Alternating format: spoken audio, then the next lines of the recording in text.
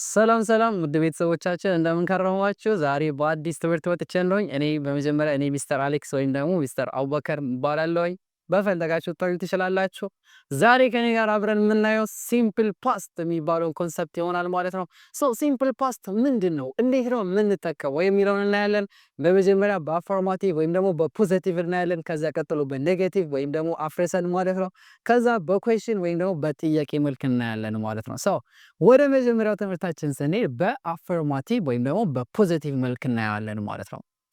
በመጀመሪያ ደረጃ ወደዛ ከማግባታችን በፊት ሲምፕል ፓስት ምንድን ነው? ሲምፕል ፓስት is used to express completed action ወይም finished action እንለዋለን።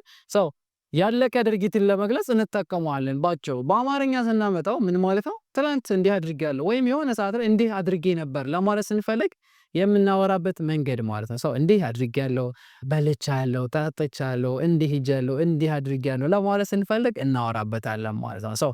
በሌላ መልኩ ደግሞ እሱ እንዲህ አድርጓል፣ እሷ እንዲህ አድርጋለች፣ እነሱ እንዲህ አድርጓል በማለት ባለቤቶቹን በመቀየር እንደፈለግን ማውራት እንችላለን ማለት ነው። ኦኬ ስለዚህ ይህንን ወሬ ለማውራት ምን ያስፈልገናል? ቅደም ተከተል ወይም ፎርሙላ ያስፈልገናል አይደለ? ስለዚህ ፎርሙላችን ምንድነው? ሰብጀክት ፕላስ ቨርብ ቱ ፕላስ ኦብጀክት ይሆናል ማለት ነው። ስለዚህ ሰብጀክት ቨርብ ቱ ፕላስ ኦብጀክት ይሄ በፖዚቲቭ መልክ ሲሆን ወይም በአፈርማቲቭ መልክ ሲሆን ነው። ሰብጀክት ፕላስ ቨርብ ቱ ፕላስ ኦብጀክት በማድረግ ወሬያችንን ማውራት እንችላለን ማለት ነው። ስለዚህ ሰብጀክት እንግዲህ ማንኛው ባለቤት ማለት ነው። አዩ፣ ዊ፣ ዘይ፣ ሂ፣ ሺ፣ ኢት ወይም ደግሞ ሰዎችንም ስም መጥቀስ ይቻላል። ለምሳሌ ሮበርት፣ ጆን፣ አሌክስ፣ አብዱ ማለት እንችላለን ማለት ነው። የተለያዩ ባለቤቶችን በማስገባት ወሬ ማውራት እንችላለን። ለምሳሌ ቨርብ ቱ የሚባለውን ቃል ስናየው ቨርብ ቱ ማለት ኃላፊ ግስ ማለት ነው። ስለዚህ ለምሳሌ ኢት ካልን ኤት እንላለን ማለት ነው። ይሄ ኤት የሚለው ቃል ቨርብ ቱ ኃላፊ ግስን ይገልጻል ማለት ነው። ለምሳሌ ፕሌይ፣ ፕሌይድ፣ ካም፣ ኬም፣ ጎ፣ ዌንት እነዚህ እዚህ ጋር የደረደርኳቸው ኃላፊ ግድይትን ይገልጻሉ ማለት ነው። ስለዚህ እንዲህ አድርጌ ነበር ለማለት ስንፈልግ እናወራባቸዋለን ማለት ነው። ሰብጀክት ቨርብ ቱ ፕላስ ኦብጀክት ያለውን ፎርሙላ ኤግዛምፕል ሰርፈን እንየው እስኪ። ለምሳሌ አይ እንደዚህ ለምሳሌ ኳስ ተጫውቻለሁ ለማለት ብፈልግ እንዴት ነው የምለው? አይ ፕሌይድ ፉትቦል። ምሳ በልቻለሁ። አይ ኤት ላንች። እንትን ሂጃለሁ፣ የሆነ ቦታ ሂጃለሁ። አይ ዌንት ቱ ጀርመኒ። ለምሳሌ አይ ዌንት ቱ ጀርመን፣ አይ ዌንት ቱ ቻይና። አይ ድራንክ ጁስ ማለት እንችላለን ማለት ጁስ ጠጥቻለሁ ማለት ይሆናል ማለት።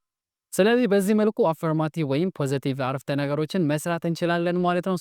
ፎርሙላውን ለማስታወስ ያክል ሰብጀክት ፕላስ ቨርብ ቱ ፕላስ ኦብጀክታችንን በማስገባት እነዚህን ቃላቶች ደግሞ በመጠቀም እናንተ ፕራክቲስ አድርጉ። ወደሚቀጥለው ለሰን እንለፍ። እሺ ቀጥሎ የምናየው ደግሞ በኔጌቲቭ ይሆናል ማለት ነው። ስለዚህ ኔጌቲቭ ላይ እንደዚህ አላደረኩም ለማለት ስንፈልግ እንዴት እንደምንል እናያለን ማለት ነው። አልመጣሁም፣ አልሄድኩም፣ አልበላሁም፣ አልጠጣሁም ለማለት ስንፈልግ እንዴት ነው የምንለው የሚለውን እናያለን። ስለዚህ ፎርማችን ምንድነው? ሰብጀክት ፕላስ ዲድ ኖት ሲያጥር ዲድንት ፕላስ ቨርብ ዋን ኦብጀክታችንን እናስገባለን ማለት ነው። ስለዚህ ሰብጀክት ፕላስ ዲድንት ፕላስ ቨርብ ዋን አድርገን በዚህ ፎርም መሰረት እንዲህ አላደረኩም ማለት እንችላለን ማለት። ለምሳሌ አልበላሁም ለማለት ብፈልግ እንዴት ነው የምለው?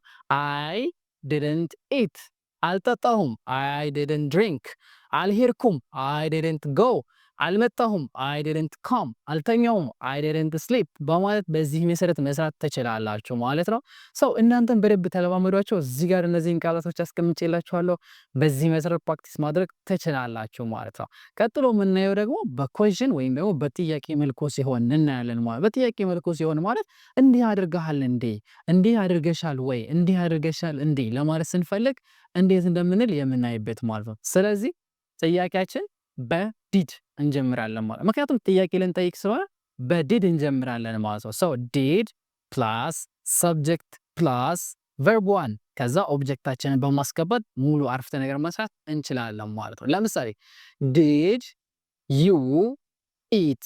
ዲድ ዩ ኢት በልተሃል እንዴ እያልኩኝ ነው ማለት ነው። ምሳ በልተሃል እንዴ ማለት ብፈልግሳ ዲድ ዩ ኢት ላንች።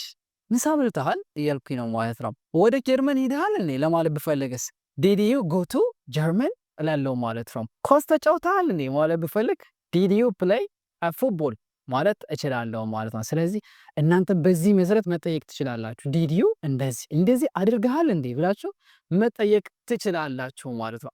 ምናልባት ደግሞ እንዲህ አድርጋለሁ እንዴ ለማለት ብፈልጉስ እንዴት ነው የምትሉት?